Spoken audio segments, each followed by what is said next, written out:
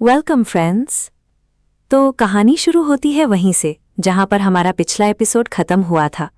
फिर उसके बाद वहां पर सीन बदलकर हमें सिल्वा अंपायर को दिखाया जाता है, जहां पर बहुत बर्फ गिर रही थी, जिस कारण वहां की जनता बर्फ के कारण ठंड से जम रहे थे। और दूसरी तरफ बहुत सारे सोने से लेकर भरे हुए गाड़ी को लेकर कुछ सैनिक महल के अंदर जा रहे थे, जहां पर बाहर आम जनता गरीबों के कारण ठंड से जम रहे थे और महल के अंदर के लोग आराम से जिंदगी जी रहे थे। तभी हम उस महल में आराम से बैठी हुई रूबी और मेसी को देखते हैं, जो कि काफ़ी सारे मेड से आरामदायक सेवाओं का मज़ा ले रहे थे। तभी रूबी हंसते हुए कहती है, आजकल आप काफ़ी मेहनत कर रही हैं मेसी। जिस पर मेसी मुस्कुराते हुए कहती है, बहन आप भी सोचती हैं कि आप इतना हाई ग्रेड खूबसूरत तेल इस्तेमाल करेगी? आप होली नाइट फेस्टिवल पर इतने जोश के साथ क्या करने का इरादा रखती है? जिस पर डूबी कहती है, कुछ खास नहीं, बाल किसी के विश्वास का पवित्र प्रतीक है, मैं बस उन्हें संवार रही हूँ ताकि बेइज्जती ना हो। सोचा लगता है जिस चर्च ने मुझे बुलाया है वो लोग कुछ प्लान कर रहे हैं, वैसे क्या तुम ही कुछ प्लान कर रही हो? जिस पर मेसी कहती है, मैं बस ये भी पक्का कर रही हूँ कि जिन लोगों ने मुझे बुलाया है मैं उनके साथ बुरा बर्ताव ना करूँ। फिर उसके बाद वो अपने मन में सोचती है, मैं शायद उस व्यक्ति के प्लान में सहयोग करूंगी, लेकिन मुझे अभी भी डिटेल्स नहीं पता है। फिर रूबी कहती है, अच्छा ऐसा है? तभी मेसी कहती है, लेकिन बेइज्जती की बात कर तो एरियनल ने मैं एक भी लेटर नहीं भेजी है। ये सुनकर रूबी चाय के कप को उठाते हुए कहती है, वो सच में एक मुश्किल बच्ची है, मुझे बहुत चिंता है कि वो सबके लिए परेशानी खड़ी कर सकती है। जिस पर मेसी भी चाय का कप उठाकर कहती है, सच में ये चिंता की बात है। फिर रूबी हंसते हुए कहती है, उसकी बड़ी बहन होने के नाते मुझे उसे सही गाइडेंस देनी चाहिए। जिस पर मेसी भी हंसते हुए कहती है, हाँ उसकी बहन के रूप में। ये सभी बातें सुनकर वहां पर खड़ी मेड काफी ज्यादा घबरा जाती है। फिर उसके बाद सीन बदलकर हमें नाथन का कमरा दिखाया जाता है, जहां पर हमारी हीरोइन नाथन की तरह अपने घुटनों पर बैठकर हाथ जोड़कर चमकते हुए आंखों से कहती है, प्लीज मुझे योर मैजेस्टीज के बाल काटने दीजिए। ये बात सुनकर नाथन कुछ भी नहीं कहता। ये देखकर एरियनल घबराते हुए मन में कहती है, हाँ उसे तो ये माप लेना भी एक परेशानी लगती थी, इसीलिए जाहिर है कि वो विरोध करता है। ऐसे समय में एरियनल इमेजिन करने लगती है कि जहां पर नाथन को बता रही है रोजाना बालों के मेंटेनेंस करना कितना मुश्किल काम है ना? मैं पूरी तरह से समझती हूँ, इसीलिए हमें ऐसा स्टाइल चुनना चाहिए जो आपकी रोजाना की ग्रूमिंग को आसान बना दे। इसे इमेजिन करके वो काफी एक्साइटेड होकर सोचती है, बिल्कुल सही, इस सेल्स पिंच के साथ। लेकिन तभी नाथन ये सभी बातें सुनकर अपनी जगह से उठते हुए कहता है, बस मैं तुम्हारी बात अच्छे से समझ गया, जैसा चाहो वैसा करो। ये बात सुनकर एरियनल भी उठकर खड़ी होती है और थोड़ी हैरान होकर कहती है, हाँ क्या सचमुच में ठीक है? तभी नाथन कहता है, इस जैसे चाहो वैसे काट सकती हो। इस बात पर एरियनल अपने मन में सोचती है, मुझे यकीन नहीं हो रहा है कि ये तानाशाह इतनी आसानी से मान गया। ये बात सुनकर नाथन कहता है, अगर आपके पास बेइज्जती के बारे में सोचने का समय है तो इसे जल्दी से खत्म कर लें। ये बात सुनकर एरियनल घबराते हुए झुककर कहती है, ठीक है। फिर उसके बाद एरियनल नाथन की हेयर स्टाइल करने लगती है। तभी वो अपने मन में सोचती है, जैसा मैंने सोचा था उसके बाल काफी घने हैं। मुझे क्यूरियस लगी क्योंकि इसके बावजूद वो बहुत वेवी भी लग रही है, लेकिन ये नेचुरल कलर नहीं है, ये बस ऐसे ही बढ़ता है। मेरी किस्मत अच्छी है, मैं इसे सिर्फ एक हेयर कट और थोड़ी स्टाइलिंग से ठीक कर सकती हूँ। इस दुनिया में क्या है, यहाँ तो ठीक से कैंची, शैम्पू, ड्रायर भी नहीं है, उसके पास बस एक कैंची को थोड़ा तेल है। अगर वो बालों को इतना वैल्यू देते हैं तो उन्हें कम से कम बेहतर टूल्स तो देने चाहिए। चलो जाने दो, अभी शिकायत करने का कोई फायदा नहीं है। मैं नाथन का सबसे बढ़िया हैंडसम वर्जन लाऊंगी, ये सब क्यूट क्रिस्टल की स्माइल के लिए है। ये बात सुनकर नाथन पीछे देखता है, जहां पर एरियनल मुस्कुराते हुए प्रिंसेस को याद कर रही थी। ये देखकर नाथन मुस्कुराते हुए अपनी आंखें बंद करके शांत बैठे रहता है। तभी एरियनल वहां से कुछ सामान लाने के लिए बाहर की ओर जाते हुए कहती है, प्लीज थोड़ा समय दे, मैं जरूरी टूल्स ले आती हूँ। ये बात सुनकर नाथन कहता है, ठीक है। फिर हीरोइन बाहर जाकर एक मेड से कहती है, तो फिर मैं आपके हाथों में हूँ। इस पर वो मेड कहती है, मैं समझ गई। फिर उसके बाद एरियनल दोबारा से चली जाती है, लेकिन जब वो अंदर जाती है तब वो वहां पर रू की आवाज सुनती है, जिसमें वो नाथन से बात कर रही थी कि ओह तुमने आखिरकार अपने मन की बातें मानी और इंटीमेट होने का फैसला कर ही लिया। मैं इस पल का बहुत समय से इंतजार कर रही थी, अब करो, जल्दी से करो, मैं इंतजार नहीं कर सकती। ये बात सुनकर एरियनल बहुत ज्यादा गुस्से से अंदर जाते हुए अपने मन में कहती है, वो बिगड़ी हुई स्पिरिट, वो यहाँ पर फिर से घूम रही है और जो चाहे वो कह रही है। तभी बस स्पिरिट कहती है, हालांकि अगर आप पुरुष हैं तो आपको महिलाओं को खुश करने के लिए खुद को थोड़ा और तैयार करना चाहिए। और तभी एरियनल गुस्से से चिल्लाकर पीछे से कहती है, हम ऐसा नहीं कर रहे हैं, अगर कुछ है तो मैं उसे तैयार करने में लगी हुई हूँ, इसीलिए प्लीज दखल ना दे। जिस पर वो स्पिरिट कहती है, मैं तुम्हें सपोर्ट करने की कोशिश कर रही हूँ, फिर भी तुम मुझसे ऐसी बात कह रही हो।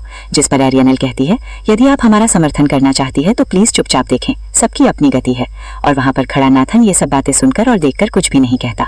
लेकिन तभी नाथन एरियनल के कमर को पकड़कर अपने पास एक चेयर पर बैठ जाता है और उसे अपनी गोद में बैठा देता है। है और उसे कहता है तुम्हारी हिम्मत है मुझे इंतजार करने की, जिस पर एरियनल थोड़ी गुस्से से कहती है योर मैजेस्टी नाथन, आप ऐसा बिल्कुल नहीं कर सकते। लेकिन तभी नाथन हीरोइन को कसकर पकड़कर कहता है मुझे आपकी भावनाओं की परवाह नहीं है, लेकिन मैं और इंतजार नहीं करूंगा। ये बात सुनकर एरियनल थोड़ी डर जाती है और थोड़ा ब्लश करने लगती है। ये देखकर वो स्पिरिट काफी खुश होकर कहती है भले ही उसे मुझे नहीं देखना चाहिए, लेकिन वो घूर रही है, ये प्यार की ताकत है। ये बात सुनकर हीरोइन तुरंत रू को देखकर चिल्लाते हुए कहती है अब ये प्यार है, प्लीज बकवास करना बंद करो। इस पर वो स्पिरिट अपना पावर इस्तेमाल करते हुए कहती है तुम बहुत जिद्दी हो, अरे कितना फ्रस्ट्रेटिंग है। ये देखकर हीरोइन तुरंत अपनी आंखें बंद कर लेती है, लेकिन वो मैजिक नाथन पर चल जाता है, जिस कारण नाथन उसे माया के आसन से एरियनल को उठाकर अपने बेड पर लेट देता है और वो भी उस पर लेट जाता है, जिसका अगर वो दोनों के चेहरे काफी पास आते हैं। यहाँ पर नाथन को उस मैजिक के असर के कारण उसके सामने एरियनल काफी ज्यादा मनमोहक लग रही है। तभी एरियनल नाथन का नाम लेती है, लेकिन इस दौरान नाथन उसे किस कर लेता है। ये सीन काफी रोमांटिक लग रहा है। ये देखकर एरियनल तुरंत नाथन को रोकने की कोशिश करती है, लेकिन नाथन उसे मैजिक से कारण कंट्रोल में नहीं रहता। वो दोबारा से एरियनल से इंटीमेट होने की कोशिश करता है, जिस कारण एरियनल काफी कोशिश करती है नाथन को रोकने के लिए, लेकिन नाथन झुकता नहीं, जिस कारण उसके आंखों में आंसू आने लगते हैं और वो अपने मन में कहती है ये सब कैसे हुआ, मुझे याद नहीं है, अब मेरा सर काफी घूम रहा है, मुझे याद नहीं, लेकिन मैं अपनी शादी की रात ऐसे नहीं बिताना चाहती थी। वहां पर उसी समय हीरोइन अपना संयम धीरे धीरे खो रही थी। वो काफी धीरे से नाथन को पुकारती है और तभी नाथन अपना पूरा ताकत लगाकर उस मैजिक से आजाद होने की कोशिश करते हुए अपने आप को रोक देता है। ये देखकर एरियनल अपने मन में सोचती उसका व्यवहार अचानक से क्यों बदल गया। जब नाथन अपने पूरे होश में आता है, वो सामने देखता है तो वो काफी ज्यादा हैरान हो जाता है और जल्दी से पीछे हटता है। ये देखकर एरियनल को चिंता हो रही थी, वो कुछ कहना चाहती थी, लेकिन तभी नाथन गुस्से से चिल्लाकर कहता है स्पिरिट, तुमने क्या ये बकवास की है। ये बात सुनकर वो स्पिरिट काफी ज्यादा घबराते हुए एरियनल के पीछे छुपकर कहता है इतनी जोर से मत चिल्लाओ, इसीलिए मेरे पास ऐसे जंगली इंसान हैं। और तभी एरियनल उसे स्पिरिट को देखकर उसे उठाकर नाथन के सामने करते हुए कहती है योर मैजेस्टी नाथन, ये यही मेरे बगल में है। ये बात सुनकर वो स्पिरिट चिल्लाकर एरियनल से कहती है तुम ट्रेटर हो। ये बात सुनकर नाथन गुस्से से पीछे मुड़कर देखा है तो वहां पर एरियनल मुस्कुराते हुए उसे ही देख रही थी और वो स्पिरिट उसके पीछे छुपकर देख रही थी। जब नाथन एरियनल की वो मुस्कुराहट वाले चेहरे को देखा है तो उसका गुस्सा थोड़ा शांत हो जाता है। फिर वो स्पिरिट से पूछता है सो अपना एक्सप्लेनेशन क्या देना चाहती हो। जिस पर वो स्पिरिट चिल्लाते हुए कहती है मैं बस एक पल के लिए तुम्हारी शरीर में घुस गई और तुम्हारी थोड़ी मदद की, क्योंकि तुम बहुत धीरे चल रहे थे, तुम्हें मुझे इसके लिए धन्यवाद देना चाहिए। ये सब बातें सुनकर एरियनल नाथन को बताती है, लेकिन जब वो नाथन का गुस्सा भरा चेहरा देखती है तो वो अपनी आंखें दूसरी तरफ करके बताती है ये सब बातें वो कह रही है। ये सब बातें सुनकर नाथन गुस्से से कहता है मदद, तुम कह रही हो, तुमको ऐसा करने के लिए किसने कहा था। तभी वो स्पिरिट भी चिल्लाकर कहती है मुझे तो नहीं पूछा गया था, लेकिन एक स्पिरिट अपने वेसल की इच्छा के विरुद्ध काम नहीं कर सकती है। जिस पर नाथन थोड़ा हैरान होकर कहता है क्या। और दूसरी तरफ वहां पर ये सब बातें सुनकर एरियनल भी अपने मन में सोचती है क्या इसका मतलब है कि किसी और बाकी ये सब कुछ अभी कुछ हुआ, ये सब सोच योर मैजेस्टी के थे। और वहां पर ये बात सुनकर नाथन आगे जाकर हीरोइन के होठों को टच करते हुए बेशक पति का अपनी पत्नी के साथ बिस्तर से करने में कुछ भी गलत नहीं है। जब हीरोइन को अपने होठों पर नाथन के हाथों का टच फील होता है तो उसके दिल में अचानक से कुछ फील होता है, लेकिन तभी नाथन अपनी जगह से जल्दी से उठकर जाते हुए कहता है मैं इसे चाहता था या नहीं, इससे कोई फर्क नहीं पड़ता। ये बात सुनकर एरियनल के दिल भी थोड़ा दर्द महसूस होने लगता है। फिर वो थोड़ा उदास होकर मन में कहती है ये जानकर कि लॉर्ड नाथन ऐसा नहीं चाहते थे, असल में ये राहत की बात है, क्योंकि मैं शादी खत्म करवाना चाहती हूँ, तो बेहतर है कि हम फिजिकल रिलेशनशिप ना रखें। ये बात सुनकर नाथन पीछे रुक जाता है और हीरोइन की तरफ देखता रहता है, लेकिन तभी बाहर से वो मेड आवाज लगाते हुए कहती है योर मैजेस्टी एरियनल, मैं आपके द्वारा मांगी होगी सभी चीज ला दी है। ये बात सुनकर हीरोइन पीछे मुड़कर कहती है हाँ, हेयर कटिंग के टूल्स। लेकिन तभी नाथन अपने बेड की तरफ जाते हुए कहता है मेरा अभी इंटरेस्ट खत्म हो गया है, इसीलिए हम यही किसी और दिन करेंगे। ये बात सुनकर एरियनल हैरान होकर नाथन को देखती रहती है और नाथन वहां पर अपने बेड पर सो जाता है। ये देखकर हीरोइन अपनी जगह से उठकर कहती है मैं अच्छे से समझ गई, मैं कल फिर से आऊंगी।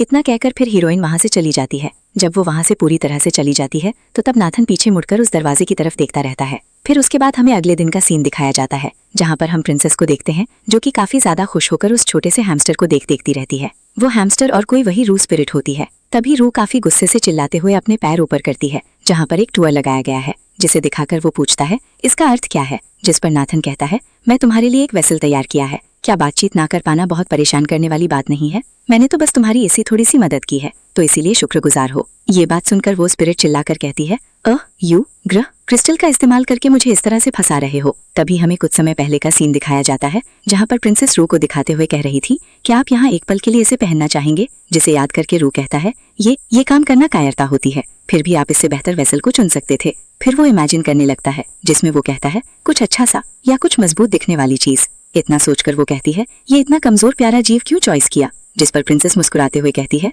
रू आप बहुत क्यूट हैं। जिस पर रू कहती है, क्या सच में? फिर प्रिंसेस रू को लेकर एरियनल को दिखाते हुए काफी खुश होकर कहती है, एम्प्रेस जैसे आपने मेरे बालों के साथ किया, क्या आप रू को भी क्यूट बना सकती हैं? जिस पर एरियनल मुस्कुराते हुए प्यार से कहती है, खैर जानवर मेरी स्पेशलिटी नहीं है, लेकिन अगर ये स्थिर रहती है तो ये ठीक होना चाहिए।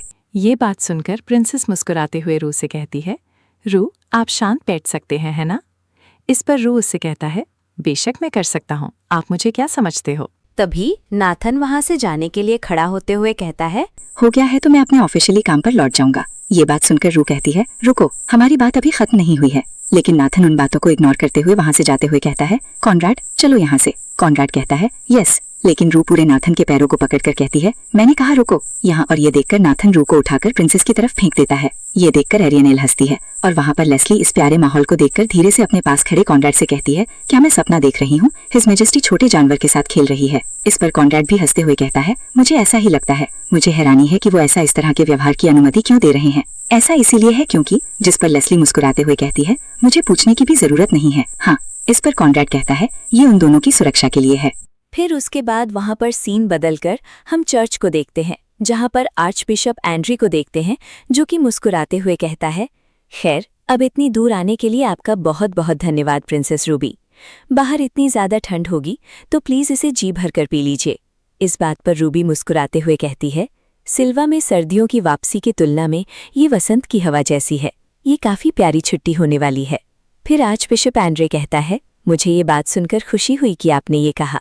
तो आप चलिए सीधे मुद्दे पर आते हैं। मैंने आपको यहाँ पर इसलिए बुलाया है क्योंकि एम्प्रेस आपकी छोटी बहन है।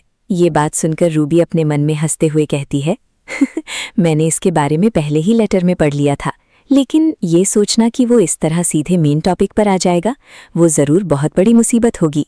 फिर आर्चबिशप एंड्रे हंसते हुए कहता है, हम चर्च में पक्का यकीन करते हैं कि आपकी बहन ही सेंटिस होनी चाहिए। ये बात सुनकर रूबी काफ़ी ज़्यादा हैरान होकर पूछती है, माफ़ करना, क्या एरियनल सेंटिस है? पक्का आप गलत है। जिस पर आर्चबिशप एंड्रे कहता है, बेशक अभी कुछ भी कंफर्म नहीं है, हालांकि चांस बहुत ज़्यादा है। हम उम्मीद कर रहे हैं कि आप हमें थोड़ा बता सकें कि एम्प्रेस एरियनल पहले कैसी थी। हम एरियनल के पास के बारे में सुनना बहुत चाहेंगे। इस बात पर रूबी हंसते हुए कहती है, वो कैसी थी? चलो देखते हैं। फिर वो अपने मन में सोचती है, वो बेकार स्लोपॉक सेंटिस है। मैं अभी भी ये बात मान नहीं पा रही कि उसने एम्प्रेस से शादी की। रुको, मेरे पास एक आइडिया है। फिर रूबी कहती है, मुझे नहीं पता कि इससे सेंटिस की पहचान करने में कोई मदद मिलेगी या नहीं, लेकिन बचपन से ही वो किसी चीज़ से डरती रही है। जिस बात पर आर्चबिशप एंड्रे कहता है, क्या वो कैसी चीज़ से डरती है? इस पर रूबी चालाकी भरी हंसी के साथ कहती है, खैर वो कहते हैं कि लोग अपनी असली कीमत तब दिखाते हैं जब उन्हें मुश्किल में डाल दिया जाता है ना? अगर वो सच में सेंटिस है तो इससे उनकी जागृति भी शुरू हो सकती है। इस बात पर आर्चबिशप एंड्रे कहता है, मैं समझ गया, ये एक शानदार आइडिया है योर हाइनेस। ये बात सुनकर रूबी चाय पीते हुए मन में सोचती है, ऐसा हो ही नहीं सकता कि वो बेवकूफ़ सेंटिस हो। वो अपनी बेचारी असलियत दिखा देगी और फिर एम्प्रेस और चर्च का उस पर से भरोसा उठ जाएगा। फिर उसके बाद सीन बदलकर हम इंपीरियल एम्पायर को देखते हैं, जहाँ पर महल के अंदर गार्डन में बैठी प्रिंसेस और हीरोइन को देखते हैं, जहाँ पर प्रिंसेस रू के साथ हंसते हुए कहती है, अच्छा लड़का कौन है? हाँ तुम ही हो। अरे यार ये क्या, ये तो मेरी गलती है। मैं उस स्पिरिट को लड़की समझ ही बैठी, लेकिन वो तो लड़का निकला। चलो इस जाने दीजिए। आगे कहानी में देखते हैं, जहाँ पर प्रिंसेस रू के शरीर के ऊपर ब्रश घुमा रही थी, जिसे एंजॉय करते हुए रू कहता है, हाँ इसे जारी रखें। ये देखकर एरियनल मुस्कुराते हुए कहती है, मुझे प्रिंसेस क्रिस्टल के पास उस रहस्यमयी स्पिरिट को अकेले में छोड़ने में शक थी, लेकिन जब तक एम्प्रेस खुश है बस यही मायने रखता है। यहाँ बहुत सारा लोड जल बर्बाद हो गया। जिस पर लेस्ली मुस्कुराते हुए कहती है, हिज मैजेस्टी को आपकी और प्रिंसेस की चिंता जरूर रही होगी। मुझे यकीन है कि इसीलिए उन्होंने आपको भी आपके पास रखी होगी। हिज मैजेस्टीज आपके प्रति एहसान अब सबको पता चल गया है और चर्च की आपसे मिलने की रिक्वेस्ट के बारे में अफवाहें पहले से ही फैल रही हैं। इस बात पर प्रिंसेस की मेड भी कहती है, आपसे शायद और लोग आप दोनों को टारगेट करेंगे। प्लीज होली नाइट फेस्टिवल के दौरान बहुत सावधान रहें। ये बात सुनकर एरियनल अपने मन में सोचती है, हमारे बारे में चिंता है ना? मुझे पूरा यकीन है कि हर कोई फिर से चीजों को गलत समझ रहे हैं। तभी प्रिंसेस की मेड हीरोइन से पूछती है, योर मैजेस्टी आप आजकल बहुत बिजी रहे हैं, तो प्लीज खुद पर ज्यादा जोर ना डालें। इस बात पर एरियनल मुस्कुराते हुए कहती है, मैं ठीक हूँ, धूप इतनी अच्छी लग रही है कि मुझे थोड़ी नींद आ रही है। फिर वो अपने मन में सोचती है, ओ नहीं, मैं अपनी सावधानी कम कर रही हूँ। दोपहर में आंखें खुली रखना हमेशा इतना मुश्किल क्यों हो जाता है? ऐसे समय में मुझे कॉफी और एनर्जी ड्रिंक की याद आती है। इससे कोई फर्क नहीं पड़ता क्योंकि वे इस दुनिया में ही नहीं है, वो इस दुनिया में उपलब्ध नहीं है, इसीलिए हम कुछ भी नहीं कर सकते। और तभी एरियनल को कुछ एहसास होता है। वो तुरंत घूमकर उस तरफ देखती है और उसके साथ लेस्ली भी उस तरफ देखकर मुस्कुराते हुए कहती है, शैतान की बात कर तो योर मैजेस्टी आ गए। फिर नाथन एरियनल के पास आकर कहता है, क्या आपने होली नाइट फेस्टिवल के सामान के लिए डॉक्यूमेंट का रिव्यू कर लिया है? जिस पर हीरोइन अपनी जगह से खड़ी होकर कहती है, हाँ मैंने सब कुछ चेक कर लिया है, अब बस आपको उन्हें अप्रूव करना है। क्या आपको बस इतना ही चाहिए था? इस पर नाथन कहता है, या। फिर हीरोइन कहती है, सोचिए कि जब आप इतने बिजी हैं तो आप खुद आकर उन्हें लेने आएंगे तो हम उन्हें आपके ऑफिस तक पहुंचा देते हैं। इस बात पर नाथन वहां पर खड़े होकर टेबल पर रखे पेपर को उठाकर देखते हुए कहता है, मैं तो बस यहाँ से गुजर रहा था, इसका गलत मतलब मत निकालो। ये बात सुनकर नाथन के पीछे खड़ा कॉनराड मुस्कुराते हुए अपने मन में कहता है, रास्ते में गुजरते हुए क्या बिल्कुल कुछ भी हो? कागजी कार्रवाई शायद हम मैजेस्टी एरियनल को देखने का एक बहाना था। और उसके साथ लेस्ली भी ये देखकर अपने मन में सोचती है, हमेशा की तरह एम्प्रेस की बात आने पर हिज मैजेस्टी पूरी तरह से अलग व्यक्ति में बदल जाते हैं। ये सब बातें सुनकर नाथन अपने मन में सोचता है, उनमें से हर एक मेरे इरादों पर विचार कर रहा है। तभी प्रिंसेस की चिल्लाने की आवाज आती है, आह रूइस रूइस। ये आवाज सुनकर एरियनल और नाथन हैरान होकर प्रिंसेस की तरफ देखते हैं और हीरोइन घबराते हुए पूछती है, क्या हुआ प्रिंसेस? तभी प्रिंसेस रू को दिखाते हुए रोते हुए कहती है, वो पिघल गया है।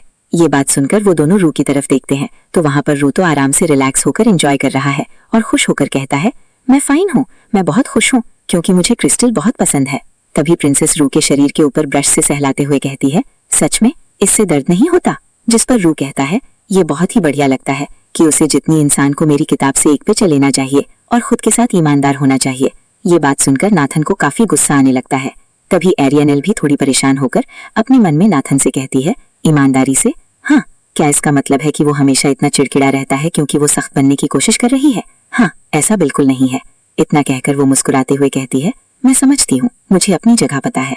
जब नाथन एरियनल की मुस्कुराते चेहरे को देखा है तो उसके दिल में अजीब सा फील होने लगता है। वो तुरंत अपना सिर पीछे घूमकर कहता है, अच्छा चलो यहाँ से चलते हैं।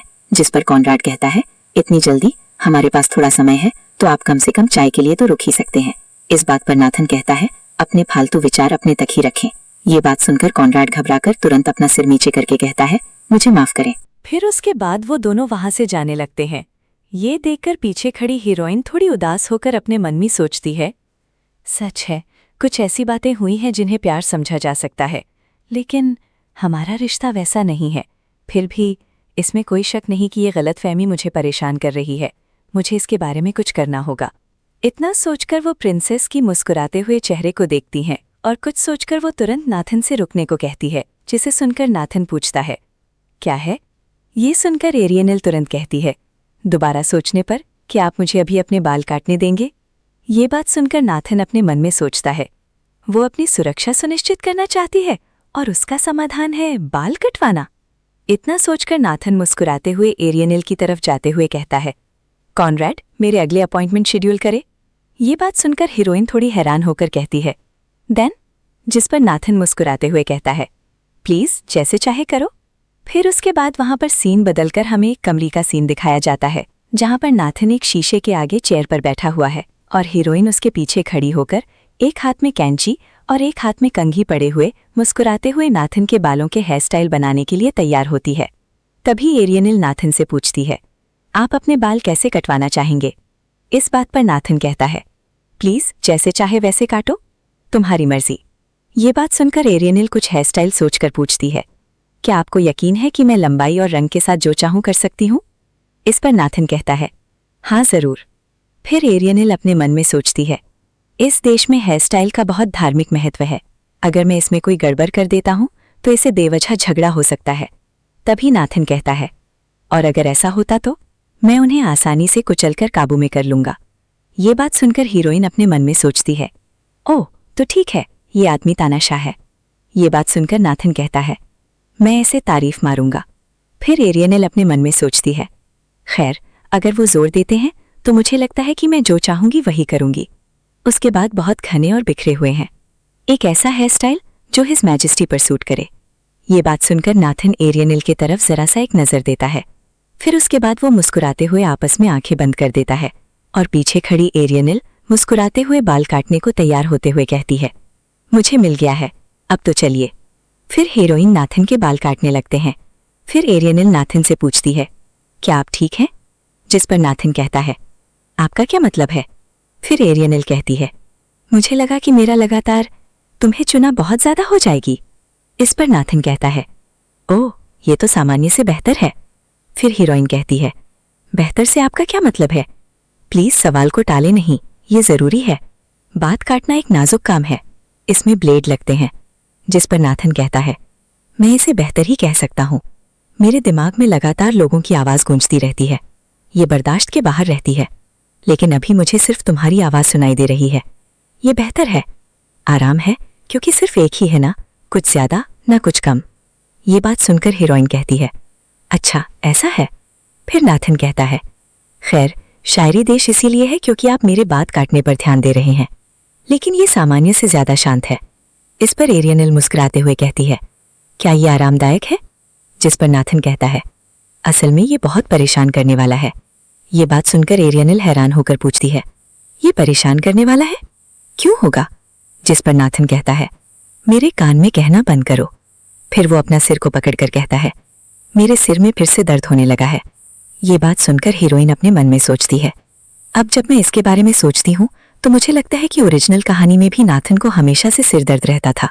इसे ठीक करने के लिए दवा अभी मेरे लिए तैयार करना मुश्किल होगा। ये बात सुनकर नाथन बहुत गुस्से से देखता है। फिर एरियनल अपनी कैंची सामने के टेबल पर रख देती है। ये देखकर नाथन पूछता है, क्या आपका काम समाप्त हो गया? जिस पर एरियनल कहती है, नहीं, हम अगले स्टेप पर जा रहे हैं। ये आपके लिए एकदम सही है जिन्हें सरदर्द रहता है।